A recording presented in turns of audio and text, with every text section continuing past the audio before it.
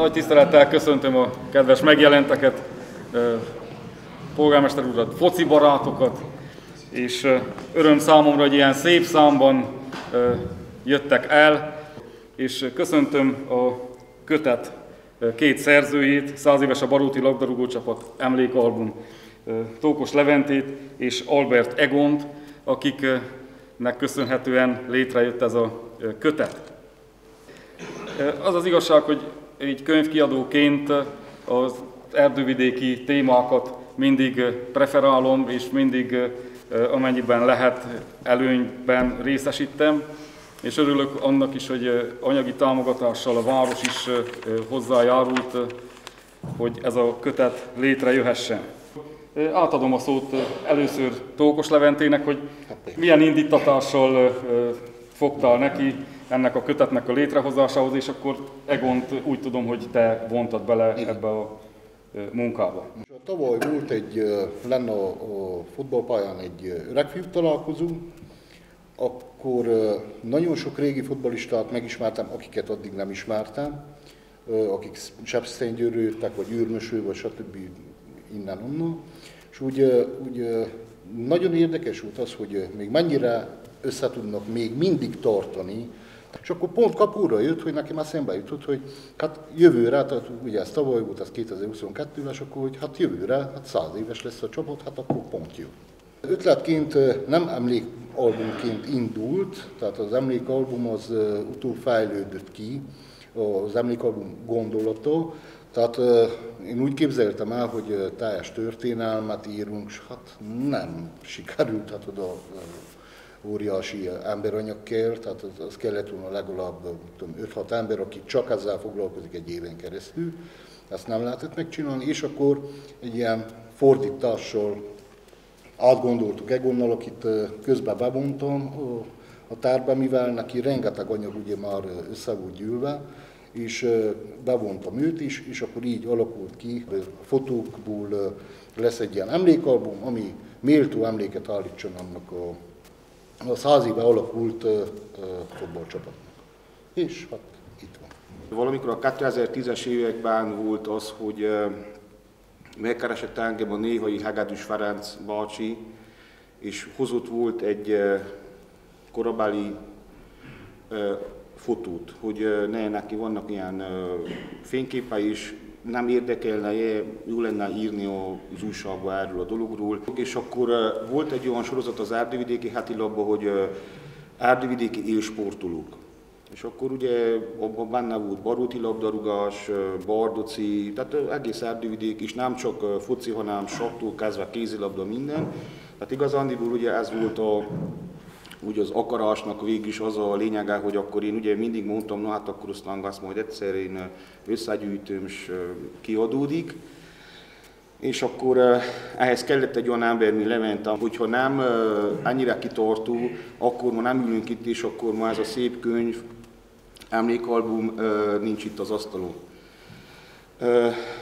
Ő nagyjából elmondta, hogy ugye miről is szól ez a dolog. Tényleg mi nem vagyunk szakemberek, tehát ez a teljesség igénye nélkül, mert hogyha most mindent beleveszünk, akkor ez nem ekkora könyv lesz, hanem legalább egy olyan 850 000 oldalas, mert nagyon büszkék lehetünk arra, hogy 100 év, az nem semmi. Tehát, hogyha úgy vesszük, akkor egy Angliában is, ahol ugye a futball is hazája, ott is azért 100 éves csapatok az úgy már úgy megsüvegelendő, és egy ilyen kis Kelet-Európában úgymond a Kárpátok Bércei alatt egy ilyen úgymond bányász városba, régióba, bizony 100 év nem kicsi dolog, és szerintem nem sok város, település büszkélkedett azzal, hogy 100 éves labdarúgó múltja van.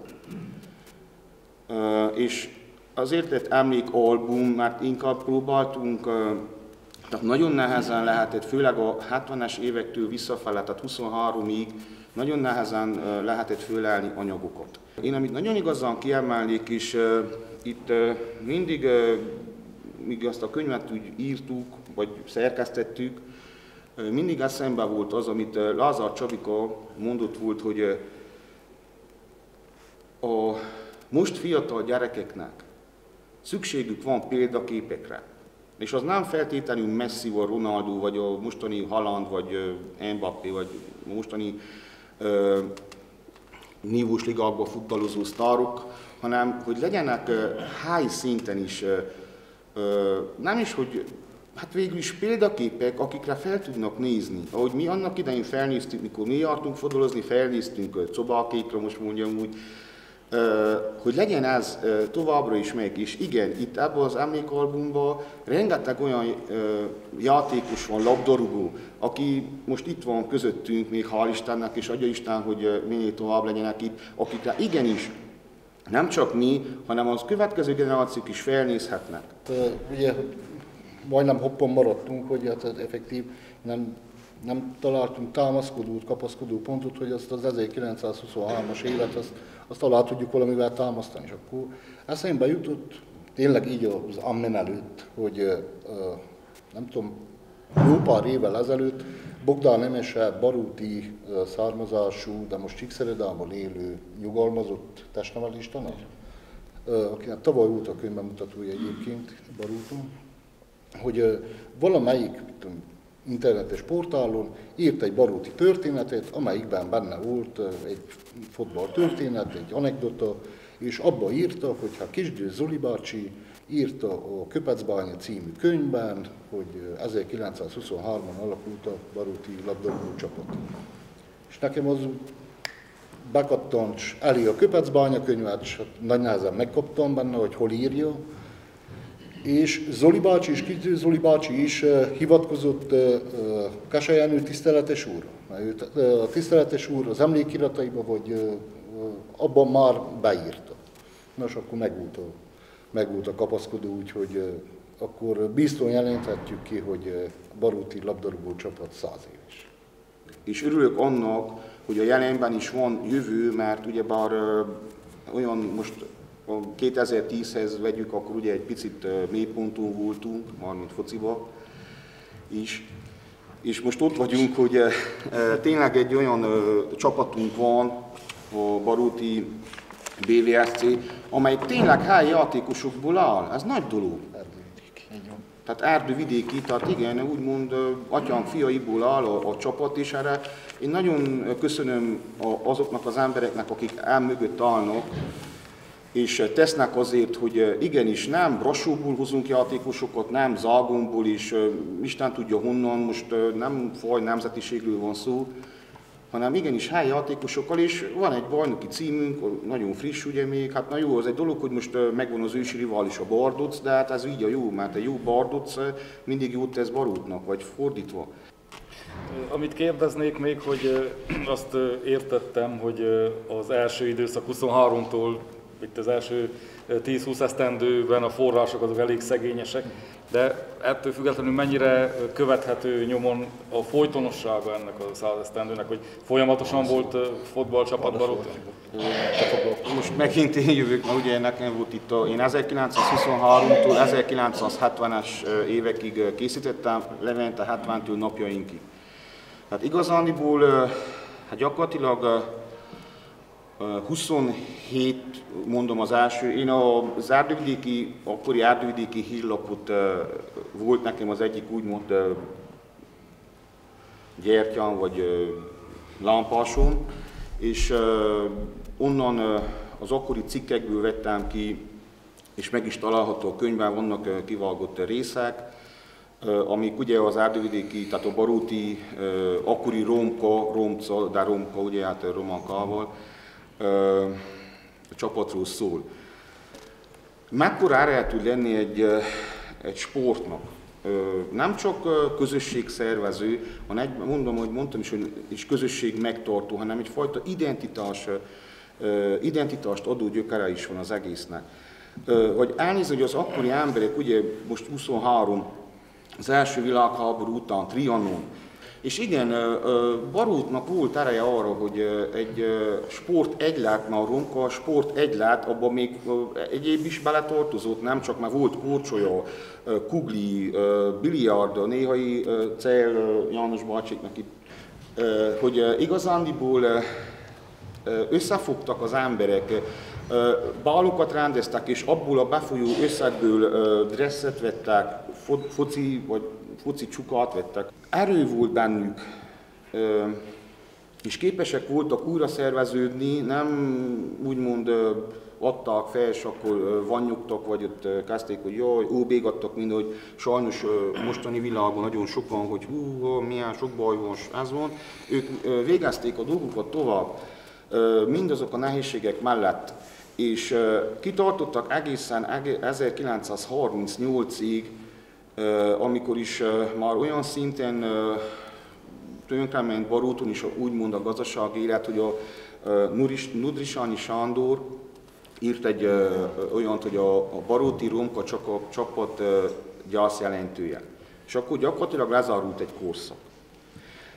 Ami még fontos az, hogy Barót játszott a Kasével, tehát olyan a Barót, a sepsiszentgyőri Asztrával, a Brassóviával, amelyik akkor asztalos csapat volt, barátságos mérkőzéseket játszottak a Barom kártban, úgymond, ugye az most itt volt Disznópiacnál, messze földön, és nem csak Erdővidéken, hanem Székelyföldön, sőt még mondom Brassóig vitték a térség hírnevét, és itt megint megemlítem, most nem tudom, most már Ervin édesapád, most hogy mondom, idős Celjancsi bácsit, aki ő borkereskedő volt, viszont az első ausztályos labdarúgónk volt a Brassóviánál, volt bal half, akkor így mondták, ugye, hogy bal half, az bal szélső csatár poszton, és ő gyakorlatilag, tehát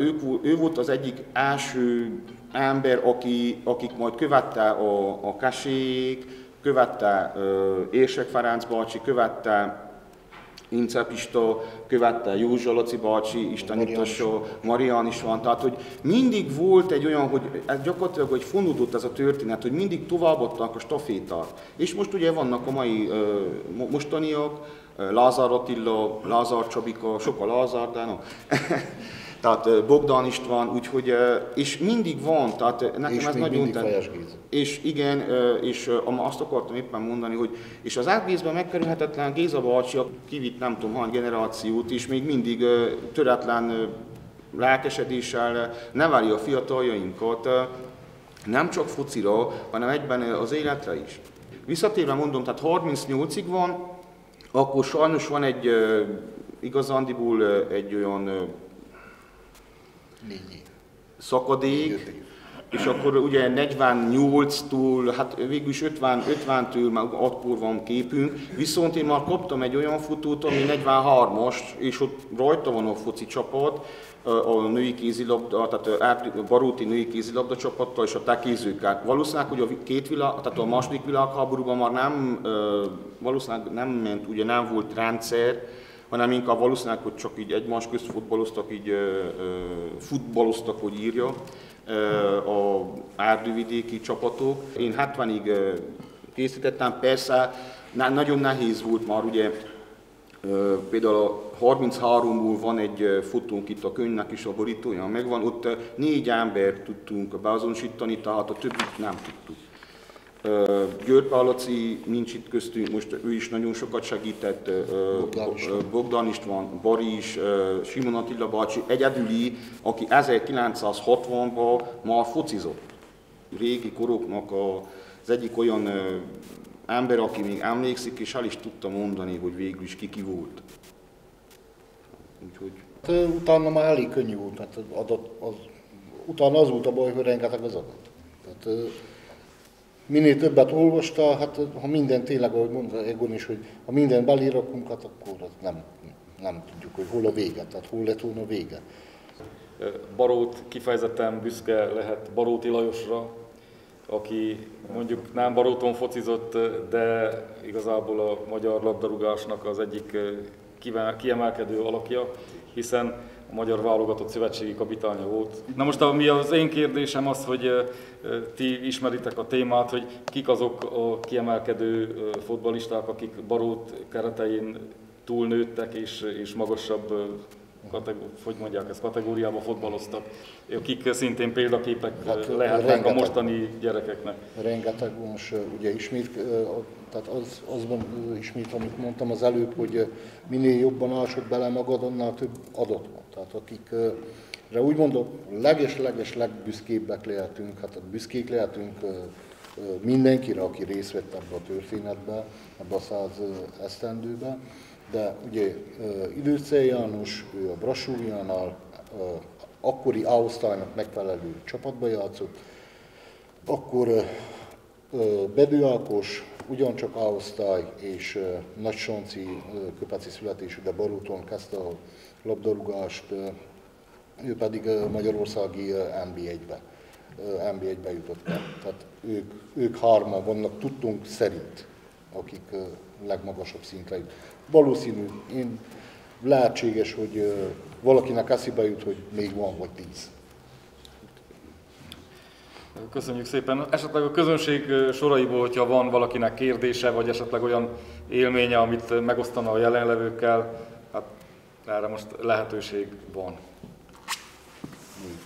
Adózzuk azon elhunyt személyek emléke előtt, akik a 100 év alatt, hogy azért sikeres lehetett ez a sport Baróton, 1 perces felállással adózzuk meg.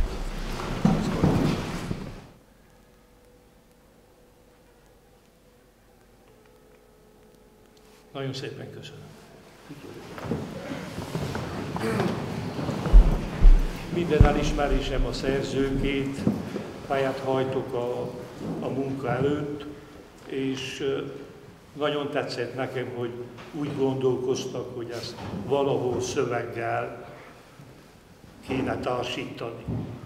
Hiszen annyi anekdóta, annyi szomorúság, öröm játszódik le az izzadságszagú öltözőkbe, hogy abból külön is lehetne egy könyvet.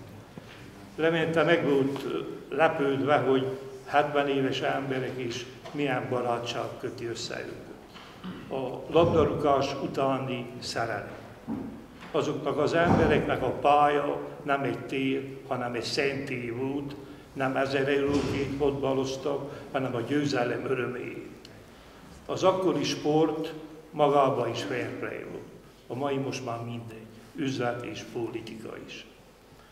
Megkérnélek, hogy ezt a szöveges részt, mert le lehetne venni emlékekkel ebből a 100-ból 70 évet, élő emberekkel, népköltészettel, hogy ne vesszen el, minél hamarabb meg kéne jelentetni egy ilyen könyvet.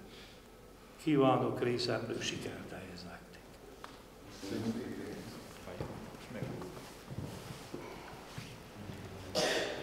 Van is egy olyan újságcikkbevágás a brassói lapokból, amely összehasonlítja az akkori brassói sportéletet a székelyföldi városok sportéletével, inkluszív Baróttal és a labdarúgó csapattal. Hogy az akkori mentalitás, amíg a székelyvárosokban úgymond, ez 24-es cikk, tehát úgymond elsatnyult a foci, addig Brassóban felvirágzott.